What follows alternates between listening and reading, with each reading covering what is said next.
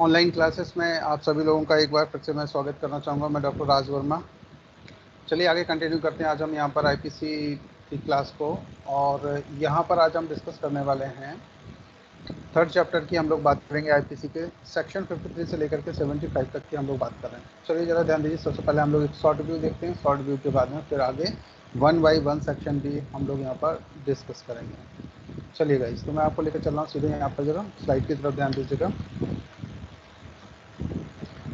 Chapter 3 में बात की गई है दंडों के विषय में कि पनिशमेंट किसको कितना मिलेगा। यहाँ पर डेफिनेशन और केस लॉज की भी हम लोग बात करेंगे। तो सबसे पहले हम यहाँ पर एक शॉर्ट व्यू देख लेते हैं। उससे पहले आपको बोलना चाहूँगा कि ये वीडियो मैं यूट्यूब पर भी अपलोड करता हूँ, तो मैं लाइक सब्सक्राइब जरूर कर दीजिएगा, बेल आइकन जरूर प्रेस कीजिएगा, जिससे आपको लेटेस्ट नोटिफिकेशन मिल पाए। चलिए गाइस, कंटिन्यू करते हैं हम आज की क्लास को। सबसे पहले हम लोग देख रहे हैं यहाँ पर सेक्शन 53 की। 53 में क्या दिया हुआ? 53 में पनिशमेंट की बात की गई कि यानी कि दंड क्या होते हैं, इसके बारे में बात की गई है। वॉइस क्लियर है ना सभी को? एक बार प्लीज कंफर्म कर दीजिए। Yes sir. ओके गाइस, चलिए जरा ध्यान दीजिए। सेक्शन 53 में देखिएगा, construction of reference to transportation, निर्वासन के प्रति निर्देश का अर्थ लगाना। नेक्स्ट जरा ध्यान दीजिएगा। सेक्शन 54 में आप यहाँ पर देखेंगे commutation of sentence of death, यानी कि मृत्यु दंडादेश का लघुकरण की बात की गई। सेक्शन 55 में जरा ध्यान दीजिएगा, commutation of sentence of imprisonment for life, आजीवन कारावास के दंडादेश का लघुकरण कितना हो सकता है, कितना कम किया जा सकता है, कम्यूटेशन कितना हो सकता है, सेक्शन 55 में डिफाइन किया गया। सेक्शन 55A में जरा ध्यान दीजिएगा, डेफिनेशन ऑफ एप्रोप्रिएट गवर्नमेंट, यानी कि समुचित सरकार की डेफिनेशन दी गई, इसमें परिभाषा दी गई है।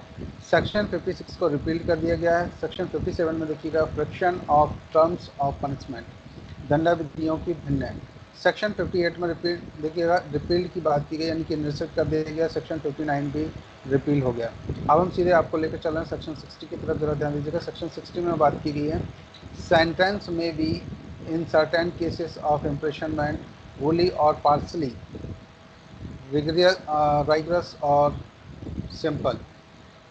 दंडादेश कारावास के कतिपय मामलों में संपूर्ण कारावास या उसका कोई कठिन भाग या सादा हो सकेगा। सेक्शन 61 को रिपील कर दिया गया। सेक्शन 62 भी रिपील हो गया। सेक्शन 63 में जरा हम ध्यान देते हैं, यहाँ पर अमाउंट ऑफ फाइन की बात की गई, यानी कि जुर्माने की बात की गई है। सेक्शन 64 में जरा ध्यान दीजिएगा, sentence of imprisonment for non payment of fine, यानी कि जुर्माना न देने पर कारावास का दंडादेश की बात की गई। सेक्शन 65 में जरा ध्यान दीजिएगा। सेक्शन 65 यहाँ पर बात करें, limit to imprisonment for non payment of fine when imprisonment and fine awardable, जबकि कारावास और जुर्माना दोनों आदेश किए जा सकते हैं, तब जुर्माना न देने पर कारावास की अवधि। नेक्स्ट जरा ध्यान दीजिएगा, सेक्शन 66 में description of imprisonment for non payment of fine, जुर्माना न देने पर किस भांति का कारावास दिया जाए। नेक्स्ट ज़रा ध्यान दीजिएगा, सेक्शन 67 में imprisonment for non payment of fine when offence punishable with fine only, जुर्माना न देने पर कारावास जबकि अपराध केवल जुर्माने से दंडनीय हो। नेक्स्ट ज़रा ध्यान दीजिएगा, यहाँ पर सेक्शन 68 में हम देखते हैं यहाँ पर imprisonment to terminate on payment of fine, जुर्माना देने पर कारावास का पर्यवसान हो जाना, यानी कि जब जुर्माने का पेमेंट कर दिया जाता है तो कारावास क्या हो जाएगा, पर्यवसान हो जाएगा, यानी कि टर्मिनेट हो जाएगा। नेक्स्ट ध्यान दीजिएगा, सेक्शन 69 पर termination of imprisonment on payment of proportion part of fine, जुर्माने के आनुपातिक भाग के दे दिए जाने की दशा में कारावास का पर्यवसान। सेक्शन 70 पर एक नज़र डालते हैं, fine लेवियल within 6 years of during imprisonment, death not to discharge property from liability, जुर्माने का 6 मास के भीतर या कारावास के दौरान में उद्ग्रहणीय होना संपत्ति को दायित्व से मृत्यु उन्मुक्त नहीं करती। सेक्शन 70। अब जरा ध्यान दीजिएगा, नेक्स्ट हम आपको लेकर चल रहे हैं सेक्शन 71 की तरफ। Limit of punishment of offence made up of several offences, कई अपराधों से मिलकर बने अपराधों के लिए दंड की अवधि। नेक्स्ट हम यहाँ पर बात करेंगे सेक्शन 72 में punishment of person guilty of one of several offence, the judgment starting that is doubtful of which, कई अपराधों में से एक के दोषी व्यक्ति के लिए दंड जबकि निर्णय में यह कथित है का दोषी है। सेक्शन एकांत परिरोध की बात करता है। कंफाइनमेंट मींस एकांत परिरोध की अवधि की बात करता है। लास्ट सेक्शन है यहाँ पर इस चैप्टर का, चैप्टर 3 जो आप पढ़ रहे हैं, 75 enhance punishment for certain offences under chapter 12 और चैप्टर 17 आफ्टर प्रोविजन कन्विक्शन। पूर्व दोष सिद्धि के पश्चात अध्याय 12 या 17 के अधीन कतिपय अपराधों के लिए वर्धित दंड, ये सेक्शन 75 आपने यहाँ पर लिखा है इसमें क्या दिया हुआ है।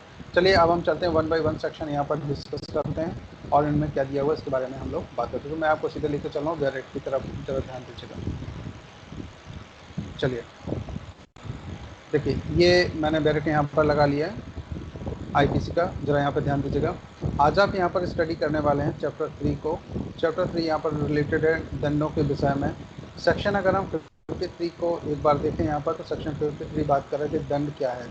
देखिए जरा ध्यान दीजिएगा, अपराधी संहिता के उपबंधों के अधीन जिन दंडों से दंडनीय है वे हैं कौन कौन से, इनकी यहाँ पर बात की गई है, वो मैं आपको यहाँ पर दिखाना चाहूँगा। जरा ध्यान दीजिएगा कौन कौन से हैं।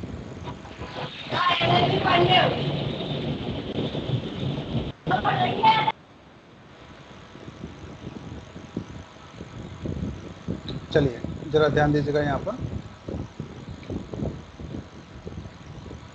ओहो, कंचन मैडम को क्या रिमूव हो गई नहीं लग रहा है मुझे। एक सेकंड रुकिएगा, लाइन पर रहिए। बाय मिस्टेक इनको वो करना था, ये रिमूव हो गई। एक मिनट,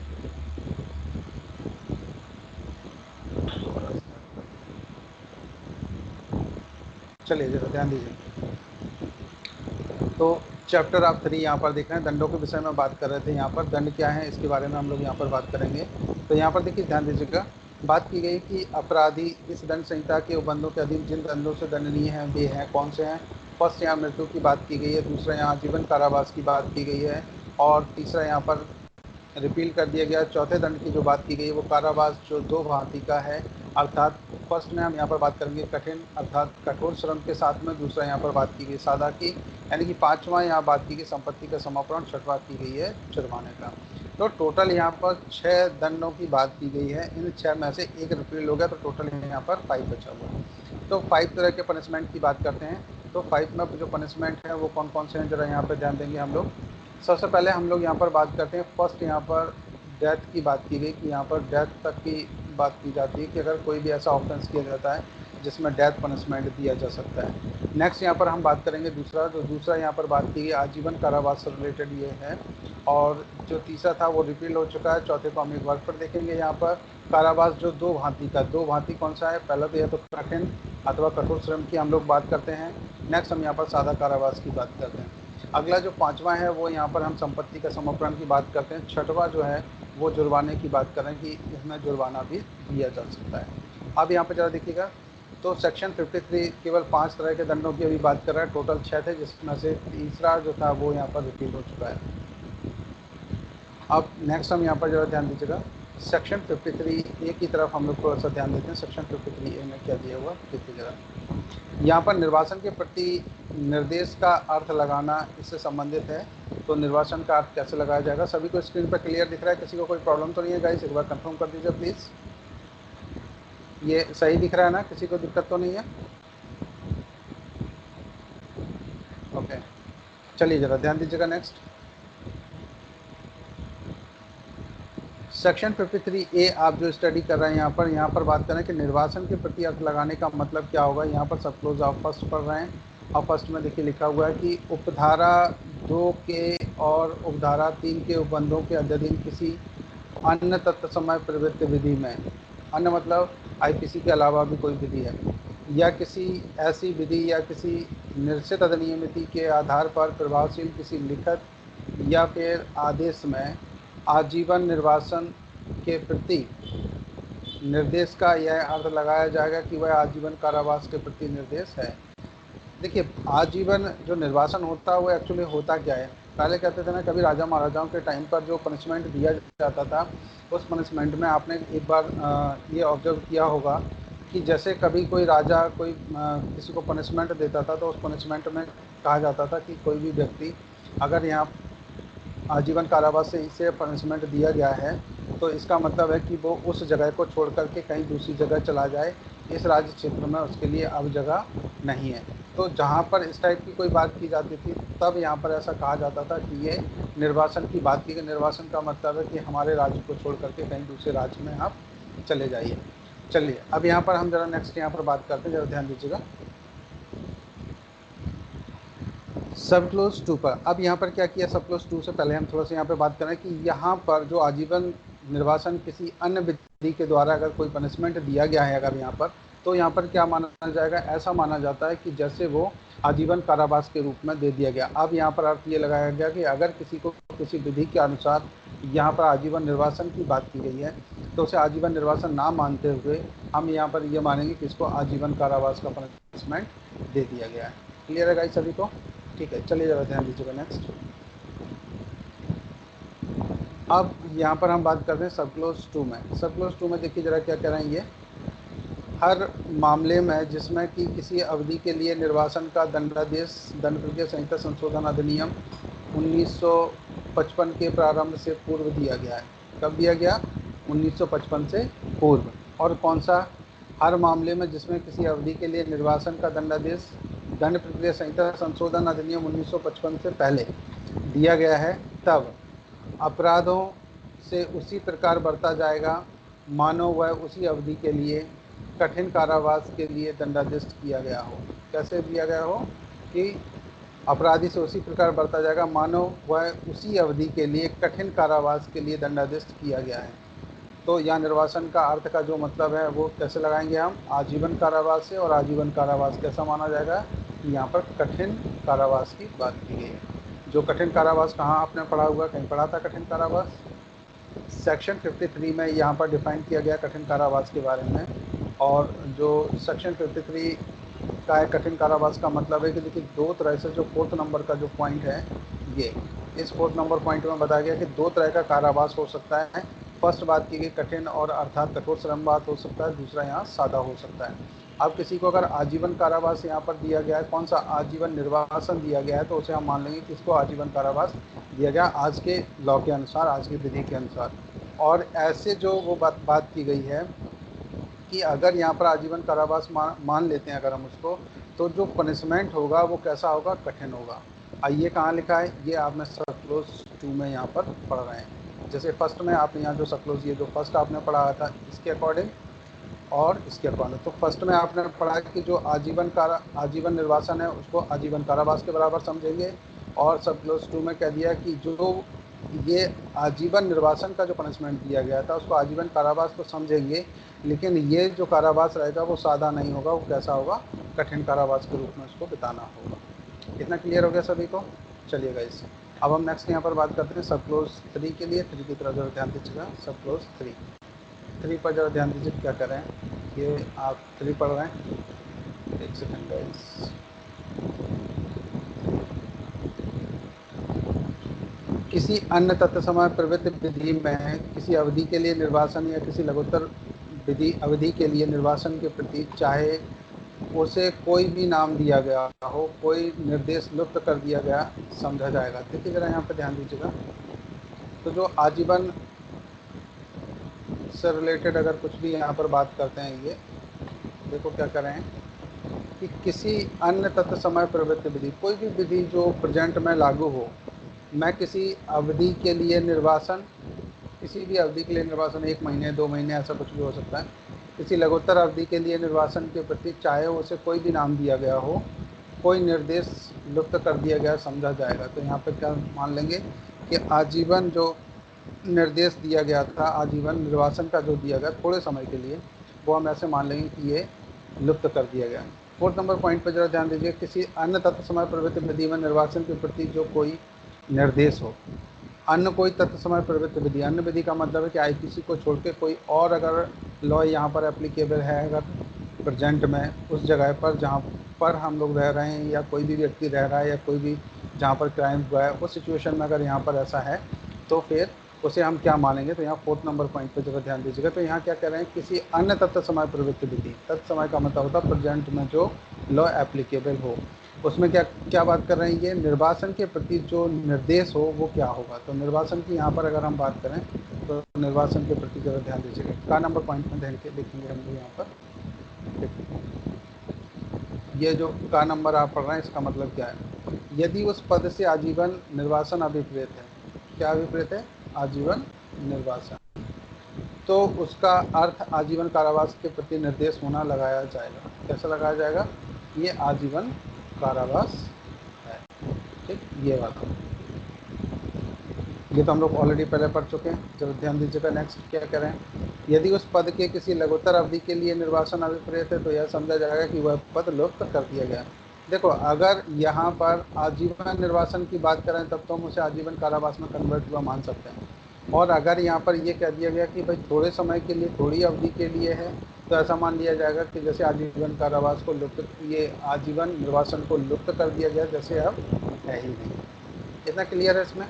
तो आप सीधा सा मतलब ये समझिए कि किसी विधि के अनुसार जब उसने कोई क्राइम किया हो, कब, जब दंड प्रक्रिया संहिता संशोधन अधिनियम 1955 के प्रारंभ से पूर्व, मतलब 1955 से पहले अगर उसने कोई भी अपराध अगर यहाँ पर किया हो, तो फिर क्या मान लेंगे हम उसको, कि अगर किसी को उस विधि के अनुसार यहाँ पर जब ये जो प्रोसेस थी आजीवन निर्वासन की, तो अब हम मान लेंगे कि वो आजीवन कारावास के रूप में किया गया था। क्योंकि उस समय अगर आजीवन निर्वासन दिया होगा, उसको अगर बंद कर दिया गया हो किसी जेल में, तो वो अभी भी प्रेजेंट में हो सकता है। क्योंकि 1955 और अभी कितनी चल रही है, 2020, और करीब 70 साल के कुछ लोग होंगे, एक आध जो बच्चे होंगे तो बचे हों, नहीं तो मुझे लगता है कि जेल में 70 साल कोई भी व्यक्ति जीवित रह जाए मुश्किल होता है। बाहर हम लोग रह नहीं पाते, जेल में कैसे रह जाएंगे। तो हो सकता है कोई हो जीवित, तब भी उस पर कैसे माना जाएगा कि इसके आजीवन कारावास से रिलेटेड है। चलिए जरा ध्यान दीजिएगा, सेक्शन 54, सेक्शन 54 में अगर हम बात करें कि मृत्यु दंडादेश का लघुकरण, ये बहुत वीआईपी सेक्शन है, जरा इस पर ध्यान दीजिएगा। अब यहाँ पर बात करेंगे हम समुचित सरकार की, यानी कि अप्रोप्रिएट जो गवर्नमेंट है उसके बारे में हम यहाँ पर डिस्कशन करेंगे। तो अप्रोप्रिएट गवर्नमेंट क्या होती है, देखिए जरा ध्यान दीजिएगा। हर मामले में जिसमें मृत्यु का दंडादेश दिया गया हो, कोई भी मामला हो जिसमें मृत्यु दंडादेश दिया गया हो, और उस दंड को अपराधी की सम्मति के बिना भी, सम्मति के बिना भी कौन कर सकता है, समुचित सरकार इस संहिता द्वारा उपबंधित किसी अन्य दंड में लघुकृत कर सकती है। कैसे कर सकती है, जो समुचित सरकार है। अब समुचित सरकार का मतलब क्या होता है, कोई बताएगा जल्दी से। समुचित सरकार का सर एक्चुअल में मतलब क्या है, समुचित सरकार, हाँ बताइए आदित्य जी, बोलिए। सर अगर कोई सेंट्रल वाले मामले होंगे तो उनमें सेंट्रल गवर्नमेंट समुचित सरकार मानी जाएगी, और स्टेट वाले अगर कोई मामले होंगे तो उनमें स्टेट मानी जाएगी। बिल्कुल, अब जरा यहाँ पे थोड़ा सा देखिए, ध्यान दीजिए। तो यहाँ पर हम ये बात करते हैं कि अगर सेंट्रल गवर्नमेंट, कोई केस अगर सेंट्रल में चल रहा है, कोई राज्य क्षेत्र ऐसा है, तो वहाँ पर हम क्या मान लेंगे, सेंट्रल गवर्नमेंट। कौन सी गवर्नमेंट मान लेंगे, सेंट्रल।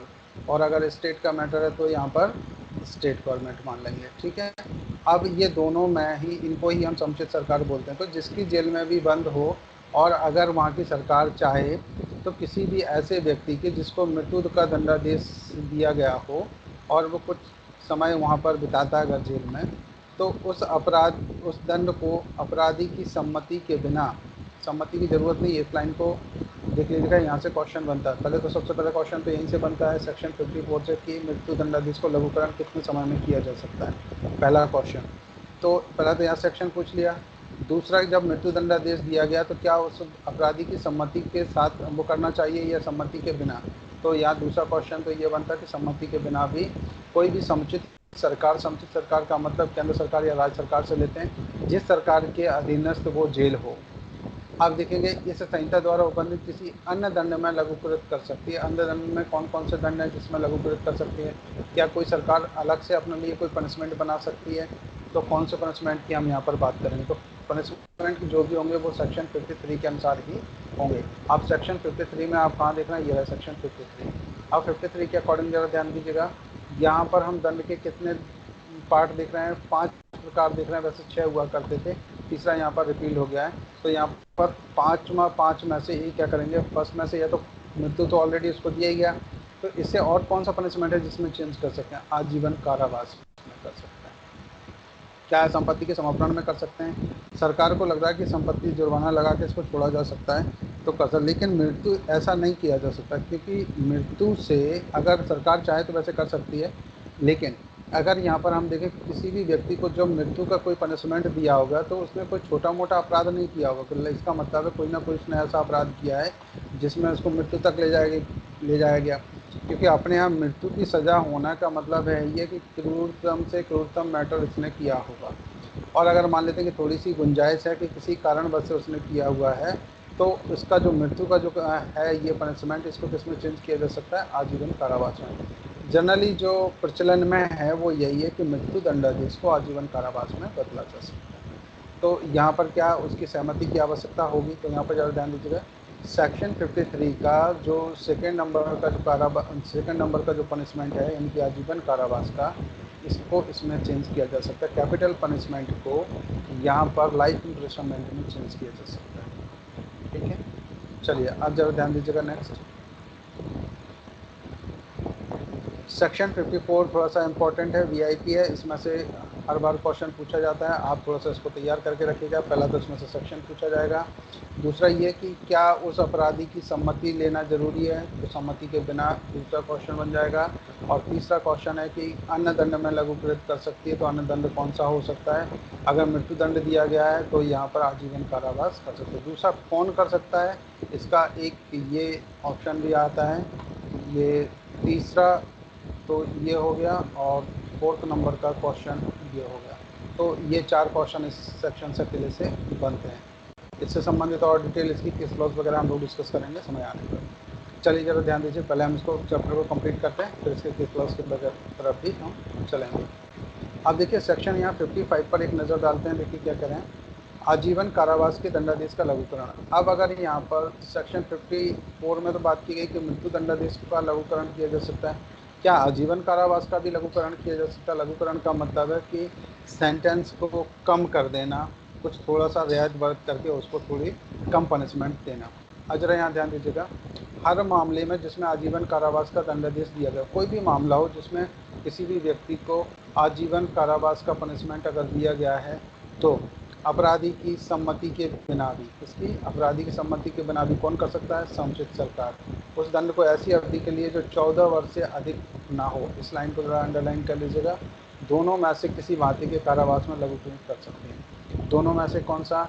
जो फोर्थ नंबर का दिया है, या तो कठिन कारावास में या सादा कारावास में। सेक्शन 53 के अकॉर्डिंग जो दिया गया है फोर्थ नंबर पॉइंट का, उसमें इसको लघुकृत किया जा सकता है। तो यहाँ पर ज़रा ध्यान दीजिएगा, सेक्शन जब 55 की हम लोग यहाँ पर बात करें कि आजीवन कारावास को कितने समय के लिए, कितने समय में इसको चेंज किया जा सकता है, तो आप यहाँ पर पहले तो सबसे पहले यहाँ पर सेक्शन को याद कर लीजिए।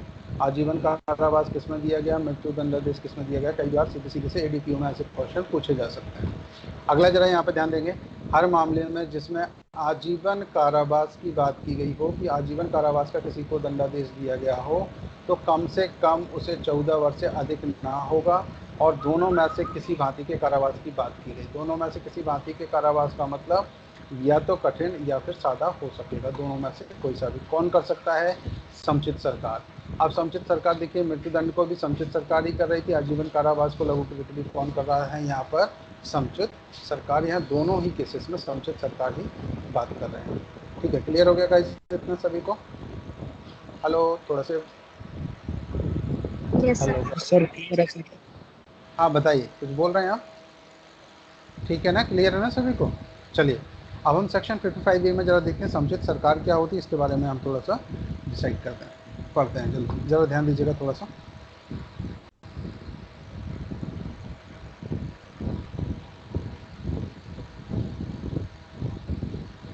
सेक्शन 55 का में यहाँ पर समुचित सरकार की परिभाषा दी गई है।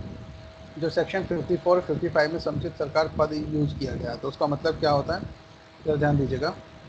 का नंबर आप जो पॉइंट देख रहे हैं यहाँ पर, इसमें उन मामलों में केंद्रीय सरकार अभिप्रेत है जिसमें दंडादेश मृत्यु का दंडादेश है, या ऐसे विषय से जिस पर संघ की कार्यपालन शक्ति का विस्तार है। जरा ध्यान दीजिएगा, जितने भी ऐसे दंड होंगे जो मृत्यु दंडादेश की बात करते हैं, या ऐसे विषय से जिस पर संघ की कार्यपालिका शक्ति का विस्तार है, संबंधित किसी विधि के विरुद्ध अपराध के लिए है, तथा उन मामलों में राज्य सरकार, देखिए पहले ऊपर वाले में थोड़ा ध्यान से समझ लीजिएगा इसको, केंद्र सरकार की कहाँ बात की गई है, उन मामलों में केंद्रीय सरकार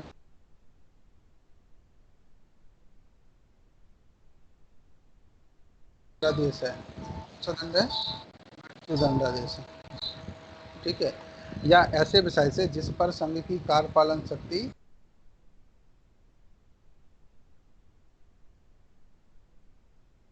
हेलो सर। वो सब यहाँ सर पर हम आपकी मान लेंगे। आवाज नहीं आ रही है।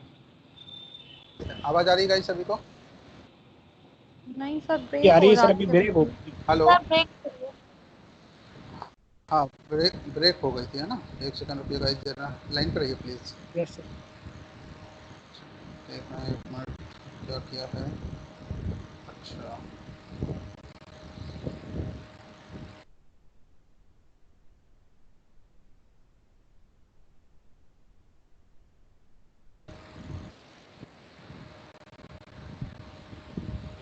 हेलो, अभी ठीक आ रही है आवाज? Yes hello guys, sir, yes clear sir. है सर। Hello, yes.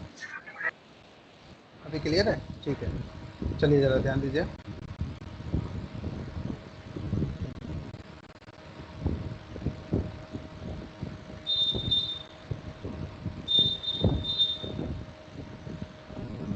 चलिए ज़रा ध्यान दीजिएगा। नेक्स्ट, तो केंद्र सरकार के मामले में अगर यहाँ पर देखें, केंद्र सरकार किस में होगी? जब वह मृत्युदंड से दंडादेश मृत्यु दंडादेश का हो और ऐसे विषय से जिस पर संघ की कार्यपालिका शक्ति का विस्तार हो, ठीक है। 2 पॉइंट तो ये हैं। और किसी भी ऐसे संबंधित अपराध के लिए। हाँ में देखिए, राज्य सरकार होगी, अप्रोप्रिएट गवर्नमेंट की अगर हम बात करें, समुचित सरकार की बात करते हैं, तो उस मामले में यहाँ पर राज्य सरकार की बात की गई है जिसके कारण अपराधी दंडादेश हुआ है या अभिप्रेत है, जहाँ की दंडादेश चाहे मृत्यु का हो या नहीं हो, ऐसे विषय से जिस पर राज्य की शक्ति का विस्तार है। ऐसे अपराध इन पर जहाँ पर देखिए राज्य की कार्यपालन शक्ति का विस्तार है, अगर वो है तो वहाँ पर राज्य सरकार की यहाँ पर बात करेंगे। संबंधित किसी भी विधि के विरुद्ध अपराध के लिए बात कर रहे हैं। नेक्स्ट हम लोग यहाँ पर बात करने वाले हैं सेक्शन 56 पर, जरा ध्यान दीजिएगा। इसको रिपील्ड कर दिया गया है। कब? देखिए, दांडिक विधि जो थी ना, मूलवंशीय विभेदीकरण का निराकरण अधिनियम 1949 के द्वारा, इसमें क्या था? यूरोपियों तथा अमेरिकियों को कठोर श्रम कारावास का दंडादेश 10 वर्ष से अधिक, किंतु जो आजीवन कारावास से अधिक ना हो दंडादेश के संबंध में, परंतु तो इसको क्या कर दिया गया? ये अब नहीं है, इसको रिपील कर दिया गया। तो अब हमें इसको वैसे पढ़ने की आवश्यकता नहीं है, ये ऑलरेडी रिपील हो चुका है।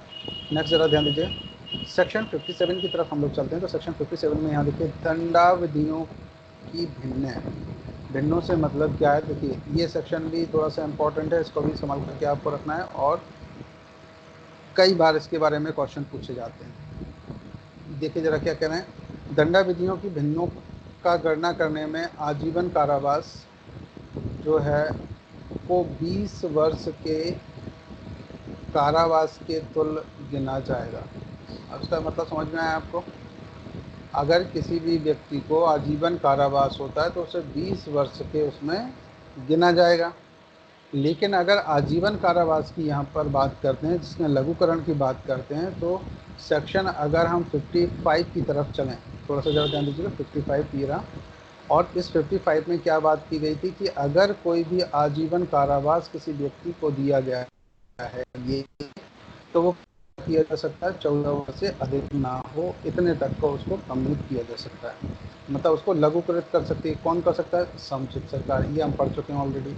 अब वो यहाँ पर ज़रा ध्यान दीजिएगा, अगर हम सेक्शन यहाँ पर 57 की बात करते हैं, तो 57 का जो रिलेशन है, बात की गई कि दंडाविधियों की भिन्न कितनी होगी, मतलब अगर दंडाविधियों की भिन्नों की गणना करने में आजीवन कारावास को 20 वर्ष के कारावास के तुल्य गिना जाएगा। किसी व्यक्ति को अगर आजीवन कारावास की सजा होती है तो इसको पहले ऐसा काउंट करना होगा जैसे ये इसको 20 वर्ष का पनिशमेंट दिया गया है, ठीक। अब इसे सरकार, समुचित सरकार चाहे तो सेक्शन 55 के अकॉर्डिंग कम करके इसे 14 ईयर्स में कर सकती है। ये 55 में डिफाइन किया गया है। और कैसे? कठोर या सादा, जैसा भी सरकार के ऊपर डिपेंड करता है।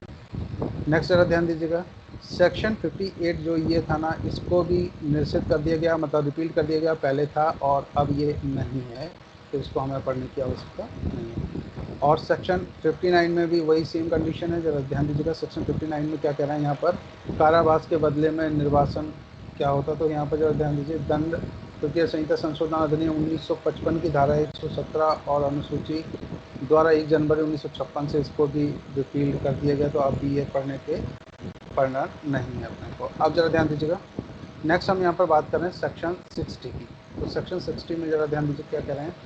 सेक्शन 60 यहाँ पर बात कर रहे हैं, दंडादेश का कारावास के कतिपय मामलों में संपूर्ण कारावास या इसका कोई भाग कठिन या सादा हो सकेगा। देखिए, दंडादेश कारावास के कतिपय मामलों, कुछ मामलों में क्या हो सकता है, संपूर्ण कारावास या उसका कोई भाग, या तो पूरा कारावास वो है, कैसे कठिन भी हो सकता है, सादा भी हो सकता है, ये उस मामले के ऊपर डिपेंड करेगा।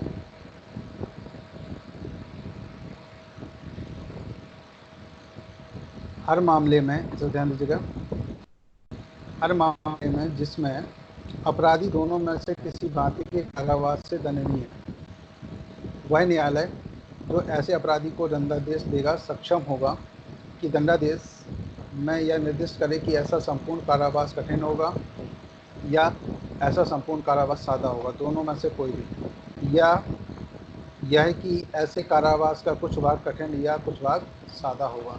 तो यहाँ पे ज़रा ध्यान दीजिएगा, ये कैसा, जब न्यायाधीश अपना जजमेंट लिखेगा तो उसमें उसको ये वर्णन लिखना होगा कि ये जो हम यहाँ पनिशमेंट दिया जा रहा है वो पनिशमेंट होगा कैसा, सादा होगा या कठिन होगा। पहली बात तो कि ऐसा संपूर्ण मतलब पूरा जो कारावास दिया गया है तो वो कैसा होगा, कठिन होगा क्या, या फिर संपूर्ण कारावास सादा होगा, दोनों में से कोई भी एक। फिर अगली यहाँ पर बात की गई कि अगर यहाँ पर ये देखा जाए कि कारावास संपूर्ण में से कुछ भाग कठिन होगा और कुछ भाग सादा होगा, ऐसा भी किया जा सकता है। कौन सा सेक्शन पढ़ रहे हैं आप, सेक्शन 60। तो सेक्शन 60 में ऐसे प्रोविजंस किया गया। चलिए, ये सभी को क्लियर है ना, इसमें ज़्यादा विशेष टफ नहीं है। सेक्शन अगर हम 61 को देखें तो ये रिपील कर दिया गया है, ये जरा ध्यान दीजिएगा यहाँ पर रिपील, ठीक है। अब अगला जरा ध्यान देंगे हम लोग, सेक्शन 62 को भी यहाँ पर रिपील कर दिया गया, ये भी रिपील है, इसको भी अपने को पढ़ाने की आवश्यकता नहीं है, ये भी दोनों रिपील होगा। अब जरा ध्यान दीजिए, इसमें था क्या है, पहले संपत्ति के समर्पण का दंडादेश दिया जाता था और मृत्यु, निर्वासन या कारावास से दंडनीय अपराधों की बाबत कोई संपत्ति का समर्पण, अगर किसी को मृत्यु दी गई है या निर्वासन या कारावास दिया गया था तो उसके बदले में उसकी संपत्ति का समर्पण कर लिया जाता था। तो अब वो यहाँ से ख़त्म कर दिया गया, रिपील कर दिया गया। अब जरा ध्यान दीजिएगा, सेक्शन 63 की तरफ थोड़ा सा हम लोग ध्यान देते हैं। सेक्शन 63 में क्या दिया हुआ, इसको हम लोग एक बार पढ़ते हैं। देखिए जरा सेक्शन 63 क्या कह रहे हैं, जहाँ की वह राशि अभिव्यक्त नहीं है जितनी तक जुर्माना हो सकता है, वहाँ अपराधी जिस रकम के जुर्माने का दायी है वह अमर्यादित है किंतु अत्यधिक नहीं है। तो सेक्शन 63 की बात करें कि रकम कितनी है, अत्यधिक नहीं होनी चाहिए, अमर्यादित तो हो सकती है लेकिन ज़्यादा अत्यधिक नहीं होनी चाहिए। तो देखिए यहाँ पे क्या बोल रही है, ध्यान दीजिएगा थोड़ा सा, जुर्माने की रकम कितनी है, जहाँ की राशि अभिव्यक्त नहीं की गई है, जुर्माने की कोई राशि अभिव्यक्त नहीं की गई कि जितनी तक जुर्माना हो सकता है, तो वहाँ वो कितना जुर्माना देगा, तो वहाँ अपराधी जिस रकम के जुर्माने का दायी है वह अमर्यादित है किंतु अत्यधिक नहीं है।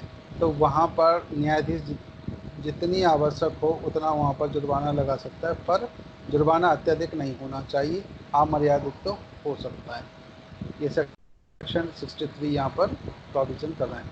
अब अत्यधिक का मतलब कितना, जैसे कोई मान लीजिए कोई अपराधी है जिसकी अगर हम फाइनेंशियल कैपेसिटी देखें तो वो 25,000 रुपये तक आसानी से जुर्माना भर सकता है, और यहाँ पर जुर्माने की कोई राशि डिफाइन नहीं की गई किसी पनिशमेंट में, तो 25,000 रुपये तक भर सकता है। तो यहाँ पर 50 या 40,000 का जुर्माना तो दिया जा सकता है, जो कैसा होगा, अमर्यादित तो लग रहा है, ये अधिक नहीं है। 40,000 रुपये जिसकी 25,000 रुपये की कैपेसिटी है वो 40,000 रुपये तक का दे सकता है, तभी उसको लगेगा कि हाँ मुझे वास्तविक में पनिशमेंट मिला है। अब ये नहीं कि इसमें 5 करोड़ लगा दिया जाए, 5 करोड़ लगा दिया गया तो फिर ये अत्यधिक हो जाएगा, क्योंकि 5 करोड़ तो ये कभी पटा भी नहीं पाएगा, तो ऐसा पनिशमेंट ना लगाया जाए। चलो ध्यान दीजिएगा, सेक्शन 64 में देखिए जुर्माना न देने पर कारावास का दंडादेश कितना होता है।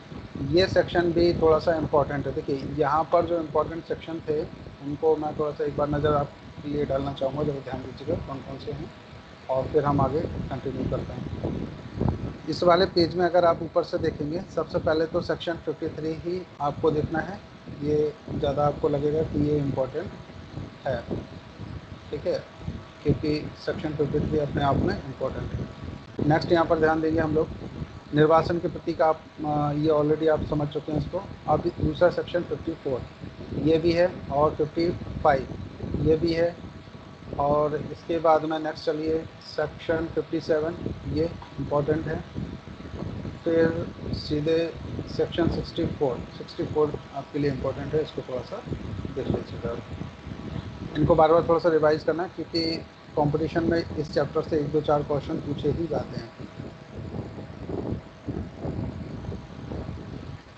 देखिए जरा ध्यान दीजिएगा, जुर्माना न देने पर कारावास का दंडादेश कितना होगा। तो क्या कह रहे हैं, कारावास और जुर्माना दोनों से दंडनीय अपराध के हर मामले में जिसमें अपराधी कारावास सहित या रहे जुर्माने से आदेश दंडादेश हुआ है। क्या कह रहे हैं कि कारावास और जुर्माना दोनों से दंडनीय अपराध के हर मामले में जिसमें अपराधी कारावास सहित या रहित जुर्माने से दंड, जिसमें जुर्माना तो लगा ही गया है, कारावास दिया गया हो या फिर ना दिया गया हो। सेक्शन आप 64 पढ़ रहे हैं तो उसमें क्या होगा, देखिए जरा ध्यान दीजिए। तथा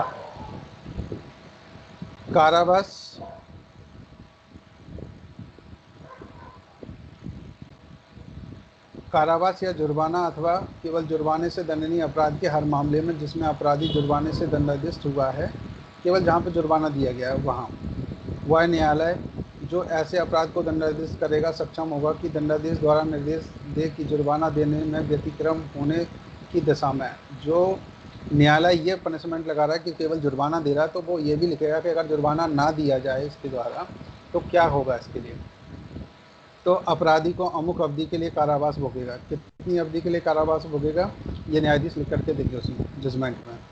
आप जरा ध्यान दीजिएगा, जो कारावास या अन्य कारावास के अतिरिक्त होगा, तो जो कारावास पहले दिया गया था उसके अतिरिक्त उसको भोगना पड़ेगा जिसके लिए वह दंडादेश हुआ है या जिससे वह दंडादेश के लघुकरण पर दंडनीय है।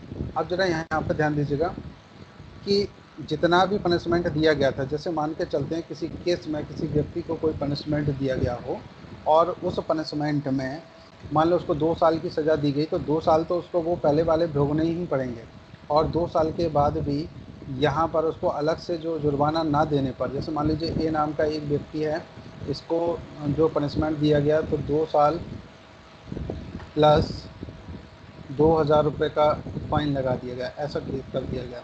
तो 2 साल तो ये है ही। अगर अब वो फ़ाइन नहीं देता है तो इसका डिस्क्रिप्शन भी न्यायाधीश लिखेगा कि अगर ये व्यक्ति जुर्माना ना दे तो उसे कितने दिन का पनिशमेंट और मिलेगा। तो यहाँ पर अगर जैसे उसने कर दिया कितने कि नहीं देता है तो 2 ईयर्स तो ये है, 2 ईयर्स के बाद भी उसको अलग से, तो पूरे 2,000 के लिए मान लीजिए बोल देता कि 1 साल का अलग से इसको पनिशमेंट वो भुगताया जाए, जेल में रखा जाए इसको। अगर और कैसे सादा कारावास, तो यहाँ ज़रा ध्यान दीजिएगा। अब अगर ये 1,000 चुका देगा तो इसमें से कितना कम हो जाएगा, 6 मंथ कम हो जाएंगे 1 साल में से। और अगर ये पूरा चुका देता है तो कोई बात नहीं, और अगर नहीं चुकाता है तो 2 साल तो ये और प्लस 1 साल अलग से उसको जेल में बितानी पड़ेगी। ये बात यहाँ पर बोल रहे हैं, सेक्शन आप पढ़ रहे हैं 63। क्लियर हो गया ये सभी को? हेलो गाइस, ऐसा क्लियर सर। लोग बोलते हैं सर। नहीं हो, अच्छी बात। हाँ जी, क्लियर है सेक्शन सर। आप ओके, सेक्शन 64 कंप्लीट हो गया आपका। अब जरा देखिएगा सेक्शन 65 में क्या हो गया। आज आप लोगों की आवाज़ इतनी स्लो स्लो क्यों आ रही है, क्या बात है बेटा? सर लग रहा बेटा है नवनीत, क्या बात हो गई? नहीं सर। हाँ सर, हम लोग रायपुरिया सर से मिल के आए हैं। अच्छा ये बात है, अभी खुश नज़र आ रहे हैं आप लोग। तो चलते हैं। जबकि कारावास और जुर्माना दोनों आदेश किए जा सकते हैं, तब जुर्माना ना देने पर कारावास की अवधि। अब यहाँ पर बात ये की गई है कि अगर कोई व्यक्ति जब कारावास और जुर्माना दोनों आदेश किए गए हों तब जुर्माना न देने पर क्या होगा। अगर किसी को कारावास केवल मिले या जुर्माना मिले, सेक्शन 64 में हमने पहले पढ़ा कि अगर किसी व्यक्ति को केवल जुर्माना दिया गया था और जुर्माना पर ना दे तो वहाँ पर न्यायाधीश को ये बताना होगा, जजमेंट में लिखना होगा कि कितने दिन का उसे अतिरिक्त दंड भुगताया जाए अगर वो जुर्माना देने में व्यतिक्रम करता है तो। अब जरा ध्यान दीजिएगा, सेक्शन 65 क्या कह रहा है कि जबकि कारावास और जुर्माना दोनों दिए गए, किसी व्यक्ति को कारावास भी दिया गया और फिर प्लस जुर्माना भी दिया गया, तो उस कंडीशन में क्या होगा, और यहाँ पर तब वह जुर्माना ना दे तो फिर क्या होगा, कारावास की अवधि कितनी होगी। तो देखिए यहाँ पर क्या कह रहे हैं, ये ध्यान दीजिएगा, यदि अपराध कारावास और जुर्माना दोनों से दंडनीय है, अपराध कैसा हो, कारावास और जुर्माना दोनों से दंडनीय हो, तो वह अवधि जिसके लिए जुर्माना देने में व्यतिक्रम होने की दशा के लिए न्यायालय अपराधी को कारावासित करने का निर्देश दे। कारावास की उस अवधि की 1/4 से अधिक ना होगा जो अपराध के लिए अधिकतम नियत है। कितना, अपराध के लिए जितना अधिकतम नियत है उससे 1/4 ही दिया जाएगा, उससे अधिक का पनिशमेंट नहीं हो सकता। किसके लिए, जब जुर्माना व्यक्ति ना दे तब। क्लियर हो गया सभी को। देखिए जरा ध्यान दीजिए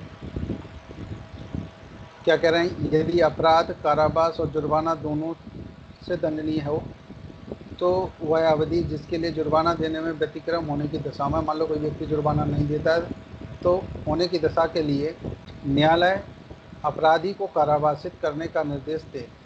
तो न्यायालय क्या करते हैं, अपराधी को कारावास के लिए निर्देश देगा। अगला ध्यान दीजिए, कारावास की उस अवधि की 1/4 से अधिक ना होगा जो अपराध के लिए अधिकतम नियत है। अपराध के लिए अधिकतम समझ में आ गए, जैसे किसी में 3 साल का पनिशमेंट दिया गया तो 1/4 दिया जाएगा, ठीक। तो 1 साल में कितना हो गया, इसके हिसाब से कैलकुलेशन करके 1/4 1 साल का निकाल करके टोटल जितना होगा उसका 1/4 हिस्सा उसको दिया जा सकता है। अगला जरा ध्यान दीजिएगा, नेक्स्ट सेक्शन 66 में जरा ध्यान देंगे, जुर्माना देने पर किस भांति का कारावास दिया जाए। अगर जुर्माना ना देने पर किस भांति का कारावास दिया जाए, ये यहाँ जरा ध्यान दीजिएगा, जुर्माना ना देने पर। तो देखें क्या करें, वह कारावास जिसे न्यायालय जुर्माना देने में व्यतिक्रम होने के लिए अधिरोपित करे ऐसे किसी भांति का हो सकेगा जिससे अपराधी को उस अपराध के लिए दंडादेश दिया जा सकता है। कैसा होगा, अगर जुर्माना नहीं दिया जाए तो उसमें जैसा उस अपराध के लिए डिस्क्राइब किया गया हो वैसा ही पनिशमेंट उसको दिया जाएगा। कब दिया जाएगा, इसको ज़रा ध्यान से समझिएगा, ये थोड़ा वीआईपी सेक्शन भी है, इससे भी क्वेश्चन कई बार पूछे जा सकते हैं।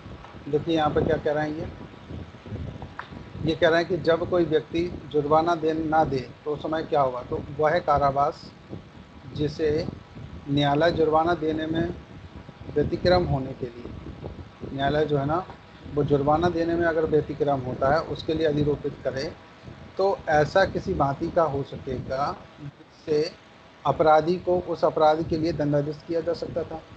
अगर मान लीजिए न्यायालय ने कोई केस उसके पास आया, उसमें सबसे पहले न्यायालय क्या देखेगा कि इसमें क्या दिया जा सकता है, किसी को कारावास कैसा कठिन का प्रोविज़न है, सादा का प्रोविज़न है, कैसा प्रोविज़न है। अगर उसी केस में केवल वो जुर्माना लगाता है तो अगर वो जुर्माना देने में व्यतिक्रम करे तो उस कंडीशन में ये किया जा सकता है कि उसमें सादा या कठोर जैसा उसमें उपबंधित हो उस केस के लिए वैसा उसको देना पड़ेगा और वो व्यक्ति वैसे ही पनिशमेंट यहाँ पर भोगेगा। सेक्शन 66 को ज़रा ध्यान से क्लियर कर लीजिएगा, क्योंकि जनरली लोग क्या करते हैं, जैसे ही कहा गया कि जुर्माना ना देने पर किस भांति का कारावास होगा तो जनरली लोग टिक कर देते हैं सादा होगा। लेकिन यहाँ सेक्शन 66 के अनुसार अगर ऐसा पूछा जाए कि धारा 66 के अनुसार कैसा हो सकता है तो आपको बताना जैसा अपराध में वर्णित हो वैसा ही उसको दिया जा सकता है। क्लियर हो गया क्या सभी को ये बात? Hello, yes yes sir, clear है सर। ठीक है, चलो आप जरा ध्यान दीजिएगा। अगला नेक्स्ट, जहाँ क्लियर ना हो वहाँ बता दीजिएगा, वहाँ फिर हम एग्जाम्पल के थ्रू आपको समझाएंगे। देखिए सेक्शन 67 में ज़रा ध्यान दीजिएगा, जुर्माना ना देने पर कारावास जबकि अपराध केवल जुर्माने से दंडनीय हो। अब अपराध केवल ऐसा हो कि जहाँ पर केवल जुर्माना ही लगाया जा सकता है तो वहाँ पर उसके लिए क्या पनिशमेंट होगा। देखिए ज़रा ध्यान दीजिएगा,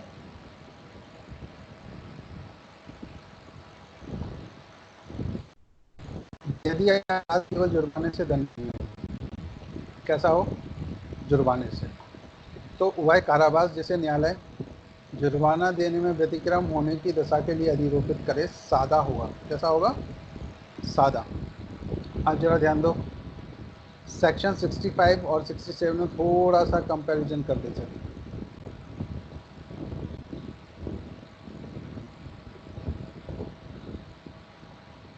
तो यहाँ क्या कहा गया था, यहाँ कहा गया था कि 1/4 से अधिक ना होगी, जितना अधिकतम होगा।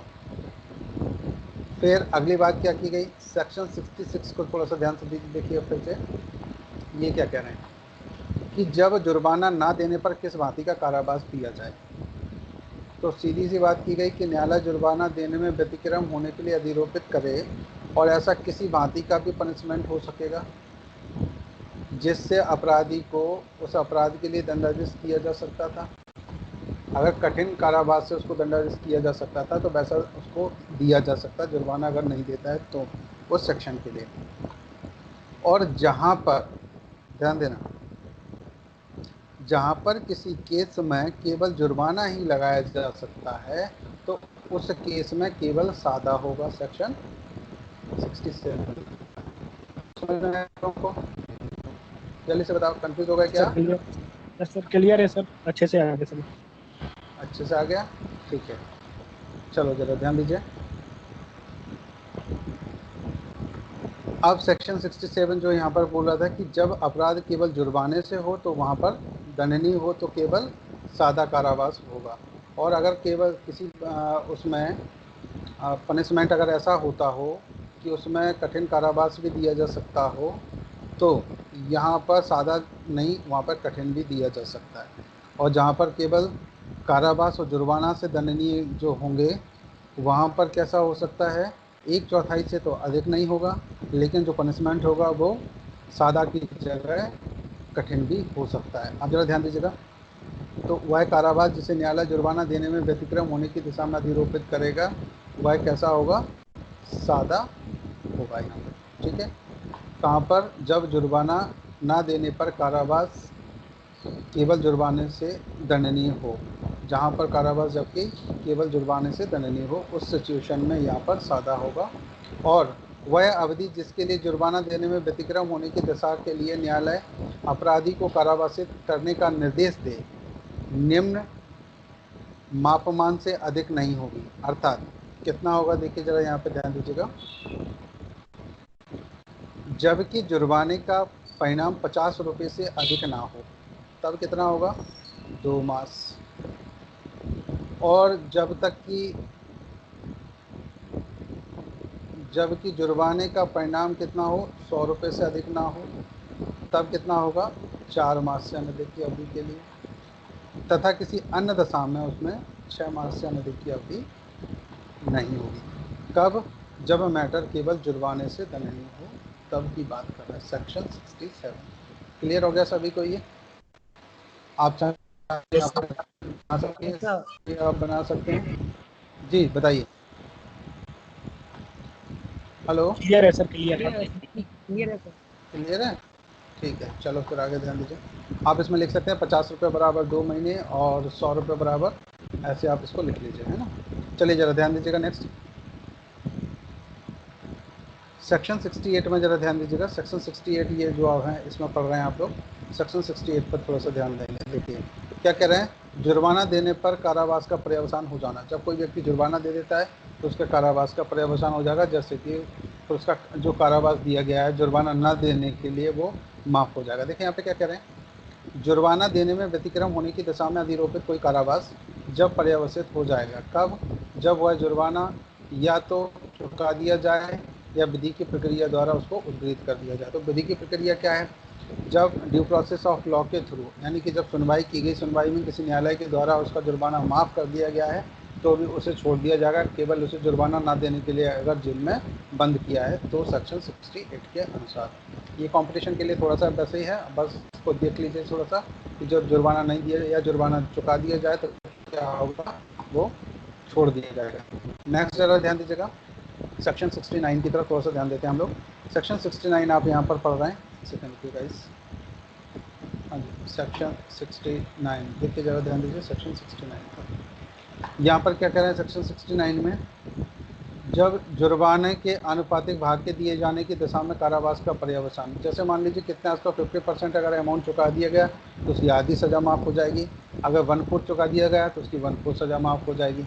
तो सीधी सी बात है, जितना जितना वो पैसा चुकाता जाएगा जुर्माने का, उतना उतना उसका दंड माफ़ होता जाएगा। सेक्शन 69 यही बोलता है। तो देखिए जरा ध्यान दीजिए, इसको थोड़ा सा पढ़ लेते हैं हम लोग। यदि जुर्माना देने में व्यतिक्रम होने की दशा के लिए नियत की गई कारावास की अवधि या अवसान हो जाने से पूर्व जुर्माने का ऐसा अनुपात चुका दिया या उद्घृत कर लिया जाए कि देने में व्यतिक्रम होने पर कारावास की जो अवधि भोगी जा चुकी हो वह जुर्माने के तब तक ना चुकाए गए भाग के अनुपातिक से कम ना हो, तो कारावास पर्यवसित हो जाएगा। ये बात समझ में आई? क्या हुआ, क्या कह रहे हैं? यदि जुर्माना देने में व्यतिक्रम होने की दशा के लिए नियत की गई कोई कारावास की अवधि, जरा ध्यान दीजिएगा, अवसान होने से पूर्व जुर्माने का ऐसा अनुपात चुका दिया जाए। अनुपात का मतलब वही है, जैसे किसी पर अगर 100 रुपये का पनिशमेंट लगाया गया था और उसको कितनी दी गई, 4 माह की सज़ा दी गई, ठीक है। तो 4 माह में अगर यहाँ पर इसको 50 रुपये चुका दिए जाएँ तो 2 महीने मान लीजिए उसने सज़ा काट लिया हो, फिर 50 रुपये चुका दिए गए तो बचे 2 माह की सज़ा उसकी माफ़ हो जाएगी। क्लियर है ना सभी को गाइस? हेलो। Yes sir.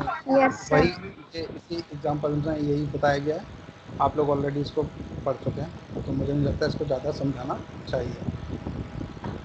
चलो, इनके ऑब्जेक्टिव टाइप क्वेश्चन आपको लगाने ज़रा ध्यान रखना, ठीक है, क्योंकि अभी जो भी एडीपीओ का एग्ज़ाम होना है उसमें सब कुछ ऑब्जेक्टिव टाइप ही आपसे पूछा जाना है। तो सबसे ज़्यादा अभी मैं आपको इसकी प्रैक्टिस भी करवाऊँगा, तो आपको थोड़ा सा इस पर ध्यान देते हुए ध्यान रखना कि फटाफट साथ में निपटा देते चलें, क्योंकि फिर अपने पास समय नहीं बचेगा। 6 मंथ में अपने को कंप्लीट करना है। कोरोना अगर ठीक हुआ तो हो सकता है कि विदिन 6 मंथ आपका एग्ज़ाम हो जाए, और जो फाइनल ईयर में स्टूडेंट्स हैं उनको देने के लिए भी मौका मिल जाए। और एक चीज़ और मैं आपको बताना चाहूँगा, इसमें नेगेटिव मार्किंग भी है, तो आप गलत ऑप्शन नहीं लगा पाएंगे। तो इसलिए ना इसके ऑब्जेक्टिव टाइप्स क्वेश्चन आप तुरंत लगाते चलिए। 1 लाइन फैक्ट भी हम आपके लिए कंप्लीट करवा रहे हैं, अभी जल्दी से करवाते हैं आपको। जुर्माने का 6 वर्ष के भीतर या कारावास के दौरान उद्घृणी होना संपत्ति को दायित्व से मृत्यु उन्मुक्त नहीं करती है, सेक्शन 70 के अनुसार है। तो देखिए जरा यहाँ पे क्या कह रहे हैं, जुर्माना या उसका कोई भाग जो चुकाया ना गया हो, जुर्माना या उसका कोई भाग है जो चुकाया नहीं गया है। फिर यहाँ बात करें, दंडादेश दिए जाने के पश्चात 6 वर्ष के भीतर किसी भी समय, और यदि अपराधी दंडादेश के अधीन 6 वर्ष से अधिक के कारावास से दंडनीय हो तो उस कालावधि के अवसान से पूर्व किसी भी समय उद्घृत किया जा सकेगा। और अपराधी की मृत्यु किसी भी संपत्ति को जो उसकी मृत्यु के पश्चात उसके ऋणों के लिए वैध रूप से दायी हो, उस दायित्व से उन्मुक्त नहीं करती है। जरा ध्यान दीजिएगा कि कोई भी व्यक्ति की अगर डेथ हो जाए तो इसका मतलब ये नहीं होता कि वो अपने कर्जों से मुक्त हो गया, तो उसकी जो संपत्ति बची हुई संपत्ति में से उसके कर्जों को पटाया जा सकता है। ये बात समझ में आ गई क्या सभी को? Yes sir. Hello, sir. चलिए सेक्शन 71 में यस जरा सर। ध्यान दीजिए। कई अपराधों से मिलकर बने अपराध के लिए अवधि अपराध के लिए दंड की अवधि। अब जरा यहाँ पे थोड़ा सा ध्यान देना, सेक्शन 71 ये थोड़ा सा वीआईपी है, और इसमें से भी कई बार क्वेश्चन पूछे गए हैं, क्या कोई व्यक्ति ने जो अपराध किए कई भागों से मिलकर बने तो हर भाग के लिए क्या उसे पनिशमेंट दिया जाएगा, और नहीं दिया जाएगा तो फिर कैसे होगा? तो देखिए जरा यहाँ पे इसी बात को हम लोग यहाँ पर डिस्कस करेंगे। देखिए क्या कह रहे हैं ये, जहाँ सेकंड गाइस,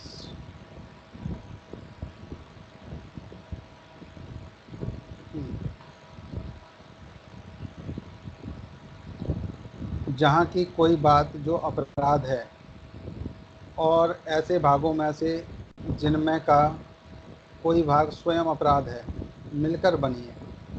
तो देखिए क्या कह रहे हैं कि जहाँ की कोई बात जो अपराध है और ऐसे भागों से जिनमें का कोई भाग स्वयं अपराध है और मिलकर के बनी है, मतलब गलत कार्यों के द्वारा भी दूसरे बड़े अपराध को अंजाम दिया जा रहा है। तो यहाँ पर ध्यान देंगे हम लोग क्या कह रहे हैं, वहाँ अपराधी अपने ऐसे अपराधों में से एक से अधिक के लिए दंड से दंडित ना किया जाएगा जब तक कि ऐसा अभिव्यक्त रूप से उपबंधित ना हो।